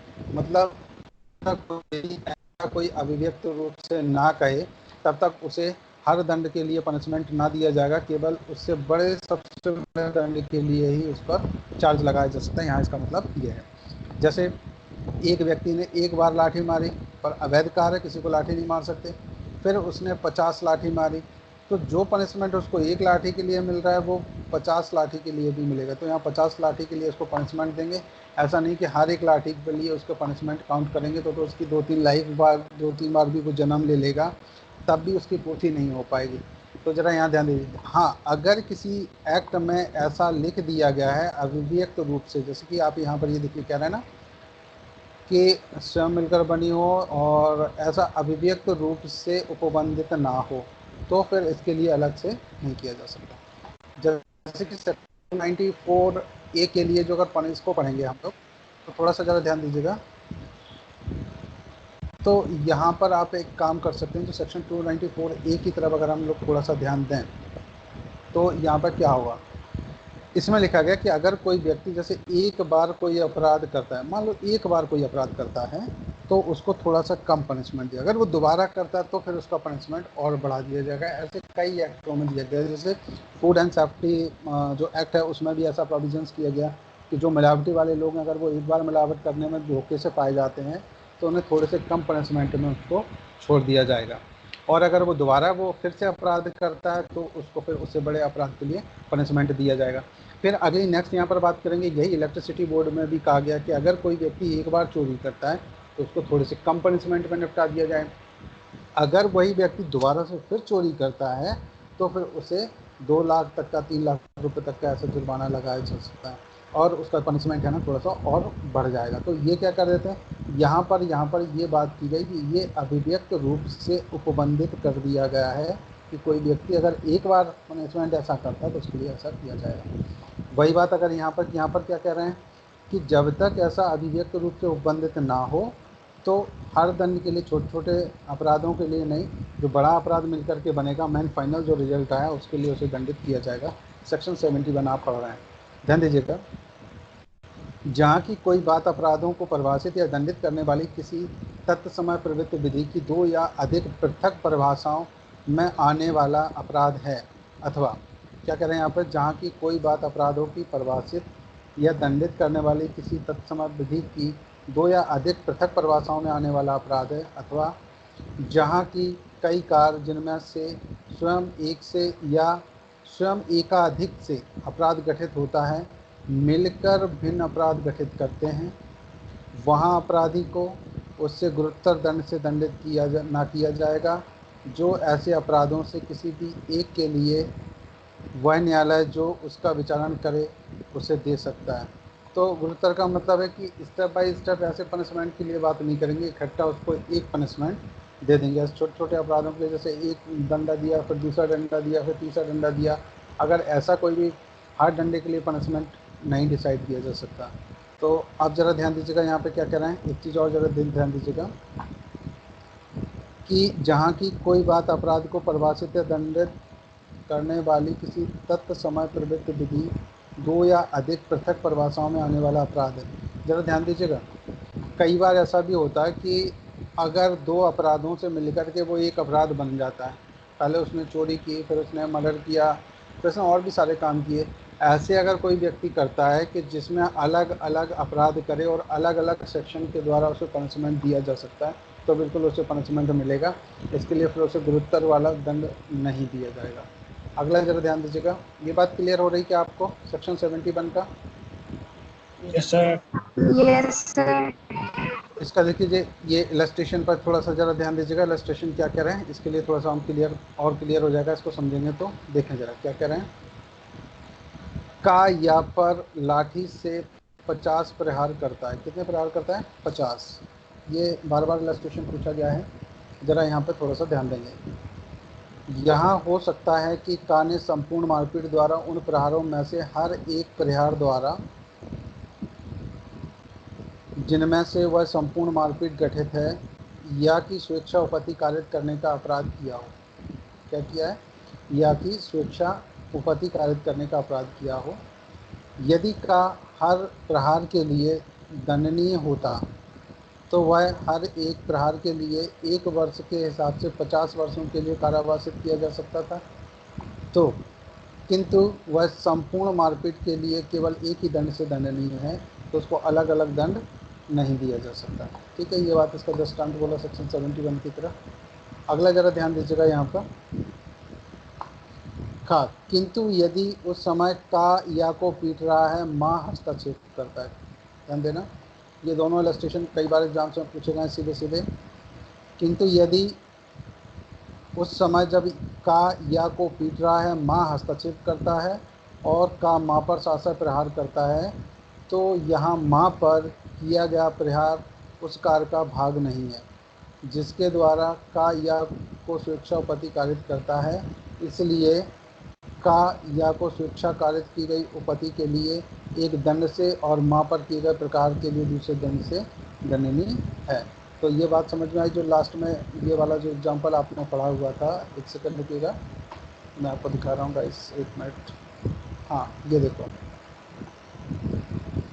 ये वाला जहाँ वाला जो आप देख रहे हैं, सेकंड के ये वाला, ठीक है। तो ये खा वाले से मिल करके बनता है कि जहाँ अलग अलग कार से अलग अलग अपराध गठित हो रहा हो तो वहाँ उसे अलग अलग पनिशमेंट भी दिया जा सकता है। बाकी के लिए वैसे एक ही दिया जा सकता है अगर हम इसके ऊपर वाले पैराग्राफ की बात करते हैं तो। ठीक है, क्लियर हो गया गाइस इसको? ये दोनों इलस्ट्रेशन पर ध्यान रखिएगा, ये दोनों पूछे जाते हैं सेक्शन 71 से रिलेटेड हैं। बस थोड़ा सा और बचा है, 5 मिनट में हम इसको जल्दी से कंप्लीट करते हैं। ज़रा ध्यान दीजिएगा, थक तो नहीं गए आप लोग? Hello guys? नो सर, नहीं सर। No sir, no sir. नहीं, थोड़ा सा पढ़ लो क्योंकि पेपर आ गए इसलिए कह रहे हैं, है ना। देखो पेपर आ गए, मेहनत ज़्यादा करनी पड़ेगी। तैयार हो ना guys? Yes sir, hello, yes sir. तैयार हो ना? यस सर, क्या है रेडी देखो, सर। बहुत सभी लोग हैं, अभी हो सकता है 6 मंथ में वैकेंसी आ जाए। अगली बार अगर आप थोड़ी सी तैयारी कर लोगे तो गारंटी है कि आप लोग गजेटेड ऑफिसर बन जाओगे। अब अटेस्टेड वाला मैटर खत्म हो गया, नहीं तो सुबह सुबह सोने से जगने से पहले ही लोग आ जाते थे, लिया भैया ने टेस्ट करवा दिया सवेरे से, तो परेशान हो जाते। आप लोग ना वैसे ही परेशान हो जाया करोगे। तो बस थोड़ी सी तैयारी करनी है, काम हो जाएगा अपना जल्दी से। कुछ नहीं, केवल ऑब्जेक्टिव टाइप का पेपर है, डरने की ज़रूरत है नहीं। कुछ समय बाद थोड़ा सा जीएस भी हम लोग पढ़ लेंगे तो उससे काम हो जाएगा। सर और इसमें एक भी मेंस ये नहीं लिखना होगा? नहीं, लिखने की क्या ज़रूरत है, टिक टिक करना है। पहला मेंस नहीं पेपर हो। होगा जीएस का, दूसरा पेपर लॉ का हो जाएगा, बस पास हो जाओगे। दोनों पेपर कितने मेंस मार्क्स होना के ही होंगे नहीं। सर? 100 नंबर के या 150?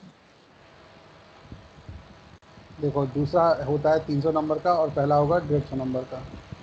तो यहाँ पर लीजिए, मैं आपको दिखा देता हूँ सिलेबस। एक मिनट बस लाइन पर रहिए, ऑनलाइन आप सिलेबस देख लीजिए।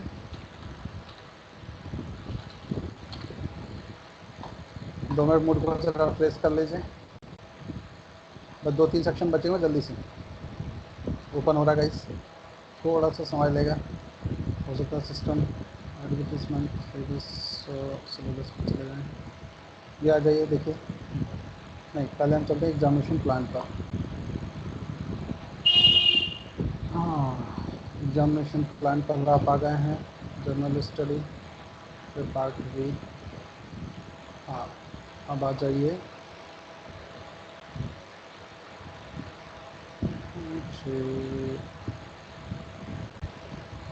देखिए ये रहा। सबसे पहले देखिए क्या कह रहे हैं यहाँ पर, मध्य प्रदेश। और जो सामान्य ज्ञान का होगा ये कितने का होगा? 150 का। कितने घंटे का है? 3 घंटे का। ठीक, 3 घंटे का ये पेपर है। अगला दूसरा खंडवा में देखिए 300 नंबर का होगा, तो टोटल मिला के कितने हो गए? 450 रुपये का, सॉरी 50 नंबर का इंटरव्यू, और फिर सीधा यहाँ पे कितना हो गया? 500। बस ये हो गया। बस इसका एक निगेटिव पॉइंट यहाँ पर क्या है, छोटा सा, ज़रा ध्यान दीजिएगा। गलत उत्तर के लिए, प्रत्येक सही उत्तर के लिए 3 अंक प्रदान किए जाएंगे और प्रत्येक गलत उत्तर के लिए 1 अंक काटा जाएगा। प्रश्न पत्र हिंदी और अंग्रेजी दोनों भाषाओं में होगा, ये भी आपके लिए बहुत अच्छी बात है। और यहाँ पर 50 अंकों केवल ये मेरिट का काम करेंगे, कोई भी न्यूनतम उत्तीर्णांक निर्धारित नहीं है।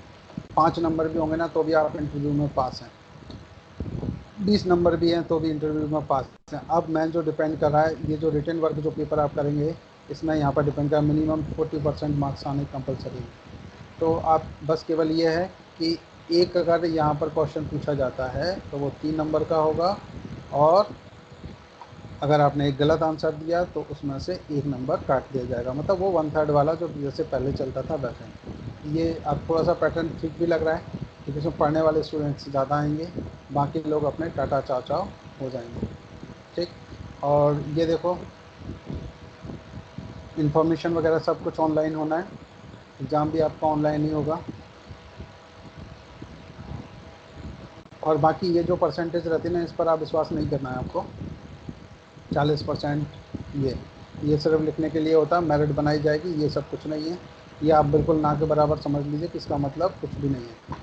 और यहाँ पर मेरिट बनती है, देखिए 40% मिनिमम होता है कि इतना तो आना ही चाहिए आपको, क्राइटेरिया मतलब पास आउट की आप पास होने की कंडीशन कैटेगरी में आ गए, लेकिन इसका मतलब ये नहीं कि आप पास हो गए हैं और यहाँ पर मेरिट के आधार पर ही आपका चयन होगा, ये बात बिल्कुल फिक्स है। तो ये जो आप देख रहे हैं ये आपका परीक्षा योजना है, इसको थोड़ा सा कर लीजिए। ये बहुत अच्छा मतलब ये है कि एग्ज़ाम जो आप देख रहे हो केवल 3 घंटे ये 3 घंटे वो, मतलब 6 घंटे दे करके सिंपल से आप एक गजेटेड जॉब आप पा सकते हैं। उसमें कोई ज़्यादा आपको परेशान होने की आवश्यकता नहीं, मेंस वेंस की जब विशेष वैसी तैयारी की आवश्यकता नहीं है। लेकिन हाँ, ऑब्जेक्टिव टाइप क्वेश्चन आपको लगाने होंगे। मेरिट आप अगर आप देख रहे हैं यहाँ पर 150 में से करीब करीब आपके 120 मार्क्स आने चाहिए। 120 एबव जब आएंगे इसके बाद ही आप इसमें मान कर चलिए पास हो पाएंगे इसमें जीएस में। ठीक, 300 में से अगर आप देखेंगे तो 250 की रेंज तक आप मान के चलिए कि 220 से लेकर के स्टार्ट होगा, 250 और 270 280 के ऊपर भी आपको लोग मिलेंगे। तो मेरिट जो कट ऑफ जाने के चांस है 220 और यहाँ पर 120। इतना अगर आप लेकर के आते हो तो आप जोड़ लीजिए कितने नंबर होने चाहिए, 120 और प्लस 220 तो कितना होगा ये 340 नंबर। 500 में से अगर आपके आएंगे तो आप सिलेक्शन की तरफ बढ़ेंगे। हाँ, माइनस मार्किंग का एक है, ये मेरिट को थोड़ा सा और नीचे गिरा सकता है। अगर यहाँ पर देखें 150 में से अगर आप 75 क्वेश्चन यहाँ कर लेते हैं तो भी आप 50% पर पास होने के चांसेस हो सकते हैं कि जिस व्यक्ति के 50% अंक आ जाएँ तो वो व्यक्ति पास होने के चांसेस की तरफ बढ़ सकता है। तो फिर भी देख लीजिए, आपको सिलेबस ये रहा पूरा, इतनी सारी चीज़ें आपको पढ़नी है। तो अभी जो इम्पोर्टेंट हैं उनमें से केवल आपको क्या पढ़ लीजिए, जो मैं आपको इसमें बता दे रहा हूँ कि जिसके पास पुरानी बुक्स पढ़ी हों उनमें से आपको पढ़ना है। क्या पढ़ना है, जनजातियाँ ये नहीं बदली जाएंगी, पहले भी थी अभी भी हैं। कला संस्कृति नहीं बदली जाएगी, जो पहले थी वही अब भी है, ये दोनों आपको अलग से वो करना पड़ेंगे। ठीक है, त्यौहार, मध्य प्रदेश के त्यौहार ये पढ़ सकते हो। साहित्यकार और उनकी रचना, ये इनमें से कुछ न्यू आ सकती है, इसको ज़रा ध्यान रखिए। मध्य प्रदेश के पर्यटन स्थल में बदलाव हो गए हों थोड़े से, उनको आपको देखना पड़ेगा, क्योंकि ज़िला जब चेंज होते हैं तो ये पर्यटन स्थल का जो प्लेस होता है वो बदल जाता है, तो ये भी आपको थोड़ा सा यहाँ पर देखना पड़ेगा। ठीक है, तो ये रिसेंट जो आप बुक लेंगे अभी थोड़ा सा वेट कर लीजिए, इसके लिए कुछ और नई बनने वाली हैं, क्योंकि लॉकडाउन की वजह से भी बहुत सारी चीज़ें नहीं बना। व्यक्तित्व के बारे में नया आपको पढ़ना है, क्योंकि ये थोड़े से चेंजेस हो सकते हैं। अगला ज़रा ध्यान दीजिएगा,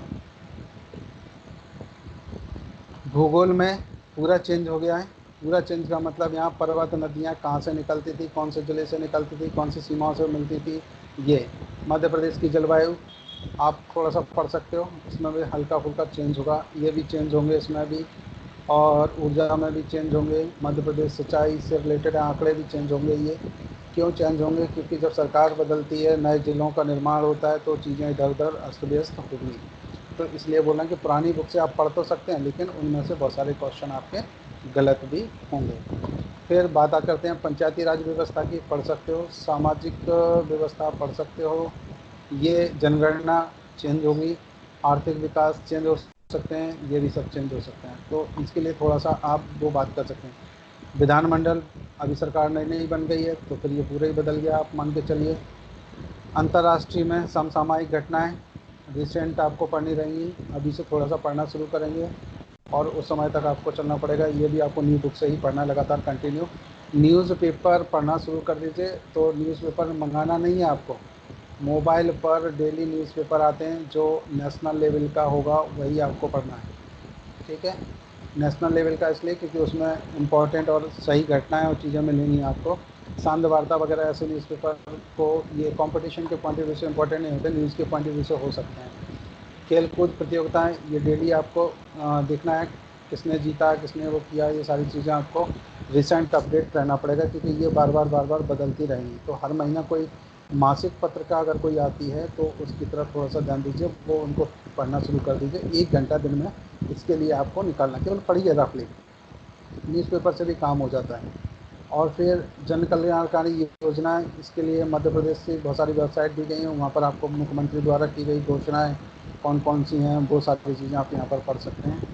फिर सूचना संचार प्रौद्योगिकी में इलेक्ट्रॉनिक कंप्यूटर, इससे रिलेटेड आपको क्वेश्चन पेपर आ सकता है, ये पढ़ना है आपको अलग से। रोबोटिक्स क्या होते हैं, आर्टिफिशियल क्या होते हैं, ये ज़्यादा चेंजेबल नहीं है। ई गवर्नेंस कोई चेंजेबल नहीं है। सोशल नेटवर्किंग साइट्स भी ज़्यादा चेंजेबल नहीं है। ये पुराना सिलेबस आप पढ़ सकते हो, पुरानी बुक से कोई ज़्यादा इनको फ़र्क नहीं पड़ेगा। लेकिन इतने में से ये फ़र्क पड़ने वाला है मध्य प्रदेश का, इसलिए कुछ लोगों ने मुझसे पूछा भी था, मैंने उनको मना किया कि अभी केवल आप कुछ चीज़ें पढ़ सकते हैं, पूरी नहीं पढ़ सकते हैं। ठीक, एडीपी सिलेबस अगर यहाँ देखें तो ये ऐप सब डाउनलोड कर लीजिए और उन पर सर्च कर लीजिएगा जिनसे इम्पोर्टेंट यहाँ पर संशोधन हुए हों उनके अकॉर्डिंग। चलिए हम अब चलते हैं सीधे, इसको छोड़ते हैं यहीं पर और आगे कंटिन्यू करते हैं आज की क्लास को। चलिए सेक्शन हम 72 की तरफ थोड़ा सा चलते हैं, ज़रा ध्यान दीजिए। तो सेक्शन 72 में क्या दिया हुआ है इसके बारे में हम लोग यहाँ पर डिस्कशन करेंगे, ज़रा ध्यान दीजिए। सेक्शन 72 यहाँ पर जो बात कर रहे हैं वो कर रहे हैं किसके लिए, एक सेकंड के गाइस। कई अपराधों में से एक के दोषी व्यक्ति के लिए जब निर्णय में यह कथित है कि यह संदेह है कि वह किस अपराध का दोषी है, तब क्या होगा। देखिए जरा क्या कर रहे हैं यहाँ पे, कई अपराधों में से, कई अपराधों की अगर हम यहाँ पर बात करते हैं, थोड़ा सा हम इसको जूम कर लें, हाँ ये थोड़ा सा क्लियर दिखाई देगा।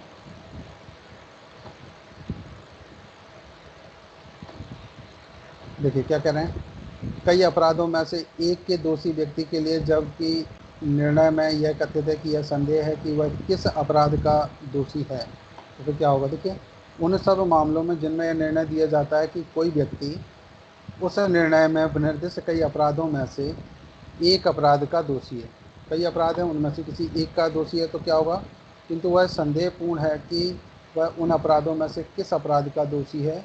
यदि वही दंड इस अपराध के लिए उपबंधित नहीं है तो वह अपराधी उस अपराध के लिए दंडित किया जाएगा जिसके लिए कम से कम दंड उपबंधित किया गया। अगर यहाँ डिसाइड ना हो कि वो किस अपराध का दोषी है, कई अपराध उसमें लगाए गए हैं, तो कम से कम जो जिसमें पनिशमेंट दिया जाता है उससे उसको दंडित किया जाएगा। ठीक है, चलिए ज़रा नेक्स्ट ध्यान दीजिएगा। सेक्शन 73 में एकांत परिरोध की बात कर रहे हैं, एकांत परिरोध से रिलेटेड यहाँ ज़रा ध्यान दीजिएगा। 73 क्या कह रहे हैं, जब कोई व्यक्ति ऐसे अपराध के लिए दोष सिद्ध ठहराया जाता है जिसके लिए न्यायालय को इस संहिता के अधीन उसे कठिन कारावास से दंडादेश करने की शक्ति है, तो न्यायालय अपने दंडादेश द्वारा आदेश दे सकेगा कि अपराधी को उस कारावास के जिसके लिए वह दंडादेश किया गया है किसी भाग या भागों के लिए जो कुल मिलाकर 3 माह से अधिक के ना होंगे निम्न मापमान के अनुसार एकांत परिरोध में रखा जाएगा। तो टोटल कितना होगा, 3 मास की अवधि के लिए किसी भी व्यक्ति को एकांत परिरोध या कन्फाइन सॉलिटरी कन्फाइन किया जा सकता है। आप ज़रा देखें यहाँ पर किन किन परिस्थितियों में कैसे किया जाएगा, इसके लिए ज़रा ध्यान दीजिएगा। यदि कारावास की अवधि 6 माह से अधिक ना हो तो 1 माह से अनधिक के लिए, ठीक, और यदि कारावास की अवधि 6 माह से अधिक हो तो 1 वर्ष से अधिक ना हो तो 2 माह से अनधिक की समय के लिए उसे कन्फाइन सॉलिटरी कन्फाइनमेंट किया जा सकता है, एकांत परिरोध। यदि कारावास की अवधि 1 वर्ष से अधिक ना हो, अधिक हो तो 3 माह से अनधिक। तो सीधी सी बात है, 6 महीने, 1 साल और 1 वर्ष से अधिक के लिए, तो टोटल मिला के 3 महीने से ज़्यादा किसी भी व्यक्ति को एकांत परिरोध में नहीं रखा जा सकता। ठीक है, कौन सा सेक्शन आप पढ़ रहे हैं, सेक्शन है 73 जो दे रहा है। ठीक है, और कुल मिला के कितना होगा, 3 मास।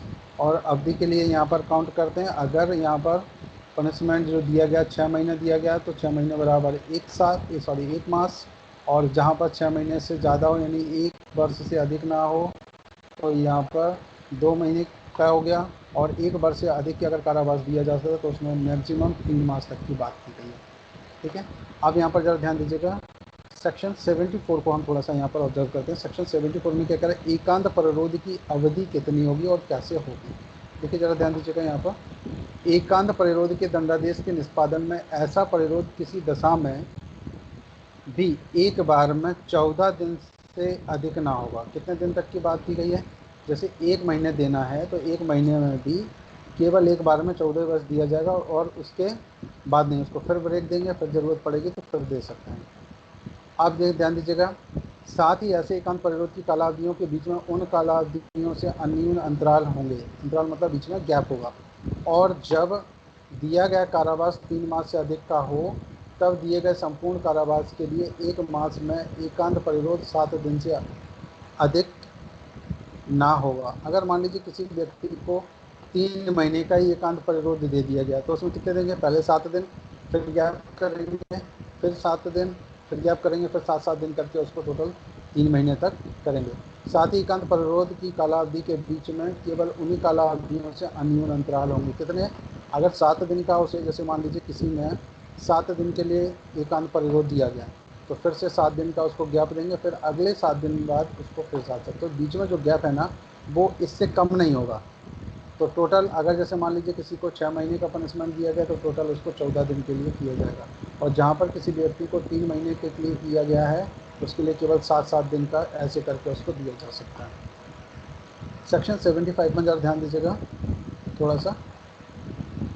यहाँ पर क्या कह रहे हैं कि पूर्व दोष सिद्धि के पश्चात अध्याय 12-17 के अधीन कतिपय अपराधों के लिए वर्धित दंड क्या है? तो देखिए, कोई व्यक्ति का भारत में किसी न्यायालय द्वारा किसी संहिता द्वारा अध्याय 12-17 के अधीन 3 वर्ष या उससे अधिक की अवधि के लिए दोनों में से किसी भांति के कारावास से दंडनीय अपराध के लिए क्या किया गया? दोष सिद्ध ठहराए जाने के पश्चात उन दोनों अध्याय में से किसी अध्याय के उतनी ही अवधि के लिए वैसे ही कारावास से दंडनीय किसी अपराध का दोषी हो तो वह ऐसी पश्चातवर्ती अपराध के लिए आजीवन कारावास से या दोनों में से किसी भांति के कारावास से जिनकी अवधि 10 वर्ष तक की हो सकेगी दंडनीय होगा।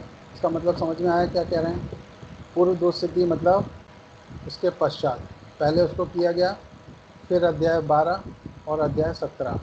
तो अध्याय 12 और 17 में क्या दिया गया है? कुछ याद है कुछ इसमें? चैप्टर 12 और 17 के बारे में। चलो मैं आपको लेके चल रहा हूँ चैप्टर 12 और 17 के बारे में। एक सेकंड रुकिएगा गाइस।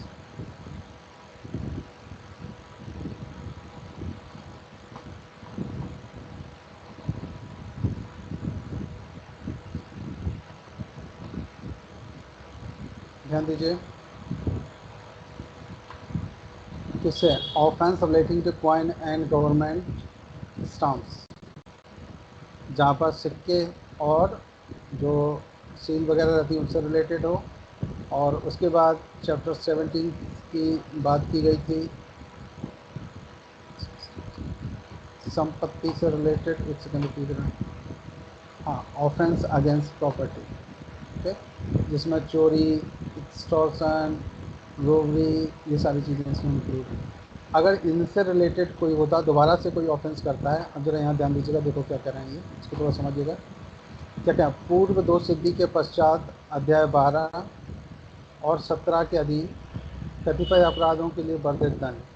पहले पूर्व दोष सिद्धि हो चुकी है, उसके बाद फिर दोबारा से अध्याय 12 या 17 का कोई अपराध करता है तो यहाँ पर क्या होगा? तो क्या कह रहे हैं कि भारत में किसी न्यायालय द्वारा संहिता के अधीन अध्याय 12 या 17 के अधीन 3 वर्ष या उससे अधिक की अवधि के लिए दोनों में से किसी भांति के कारावास से दंडनीय अपराध के लिए किसी व्यक्ति को दोषी पे ठहराएगा, और उसके पश्चात दोनों अध्यायों में से किसी अध्याय का, पहले उसको 3 साल का पनिशमेंट दिया गया और फिर अध्याय में से किसी अध्याय के अधीन उतनी ही अवधि के लिए वैसे ही कारावास से दंडनीय किसी अपराध का दोषी हो तो वह हर ऐसे पश्चातवर्ती अपराध के लिए आजीवन कारावास से या दोनों में से किसी भांति के कारावास से जिसकी अवधि 10 वर्ष तक की हो सकेगी दंडनीय होगा। अगर कोई व्यक्ति बार बार अपराध करता है और चैप्टर 12 से रिलेटेड या चैप्टर 17 से रिलेटेड और ऐसे किसी के अधीन जिसमें 3 वर्ष तक का पनिशमेंट दिया गया फिर करता तो उसे आजीवन कारावास तक दिया जा सकता है,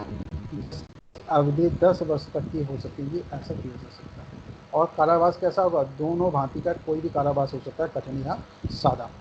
ये यहाँ तक आपने पढ़े चैप्टर 3 के, जो कि सेक्शन 53 से लेकर के आपने यहाँ पर 75 तक ये कंप्लीट किए हुए हैं। इसके रिलेटेड क्वेश्चंस मैं आपको जल्दी इसको सॉल्व करवाऊँगा जब आप लोगों के पास समय हो तो। और आप चाहें तो आज भी कर सकते हैं। तो हम लोग थोड़ा सा ब्रेक लेके फिर कंटिन्यू करते हैं। 5-10 मिनट का आप ब्रेक ले लीजिए, थोड़ा सा खा पी लीजिए कुछ, फिर कंटिन्यू कर सकते हैं। नेक्स्ट हम लोग यहाँ पर चैप्टर 4 यानी कि साधारण अपवाद नेक्स्ट क्लास में पढ़ेंगे।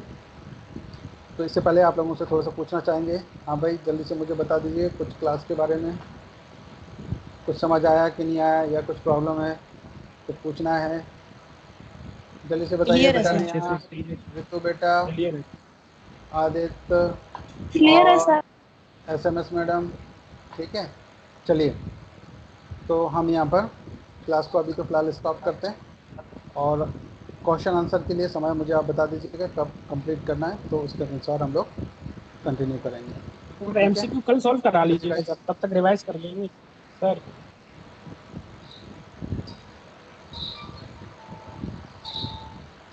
एक सेकंड सर रुकिएगा वॉइस आ रही है गाइस। मेरी?